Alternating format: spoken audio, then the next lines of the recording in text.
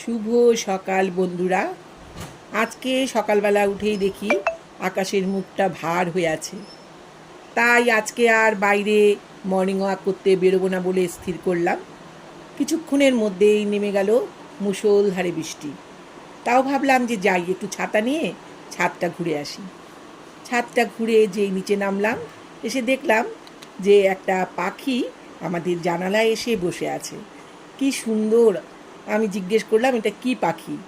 আমার যে son in law আছে, ও বললো এটা নাকি বুলবুল পাখি। দেখো কি সুন্দর জানলার উপরে এসে বসে আছে, কোনো ভয় নেই, ডর নেই, নিশ্চিন্তভাবে বসে আছে। ও চাচ্ছে একটা নিরাপদ আস্তানা। দেখো কি সুন্দর, বাইরে ঝিরিঝিরি বৃষ্টি হচ্ছে আর ও নিশ্চিন্তে জানালা রডের উপরে বসে রয়েছে। এই মেঘ, বৃষ্টি, প্রকৃতির কি এক অপূর্ব রহস্য। কেউ এই সময় নির্জনতা খোঁজে, কেউ বা খোঁজে একটু শান্তি।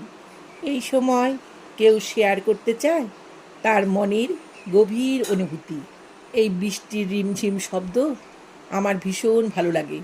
কান পেতে সেই শব্দ শুনছিলাম। বাইরে শোনা যাচ্ছিল মেঘের গর্জন, বাতাসের ঝাপটা, ঠান্ডা বৃষ্টির ফোঁটা, সব মিলিয়ে প্রকৃতি যেন এক অপূর্ব সৌন্দর্য সৃষ্টি করেছে। আর তারই মাঝে এই জানালায় এসে বসা বুলবুলি পাখিটার সৌন্দর্য তাকে যেন আরও বহু গুণ বাড়িয়ে দিয়েছে। বাইরে শোনা যাচ্ছে পাখিদের কলকাকলি, আর তাতেই যেন ভরে উঠেছে প্রকৃতি।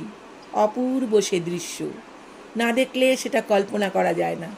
আজকের সকালটা কিন্তু এই পাখির সাথে আমার ভীষণ ভালো কাটলো। ভেবেছিলাম সকালবেলা বাইরে বেরোতে পারলাম না, আজকের দিনটা কেমন বা যায়। টাটা। তোমরা সবাই ভালো থেকো, সুস্থ থেকো।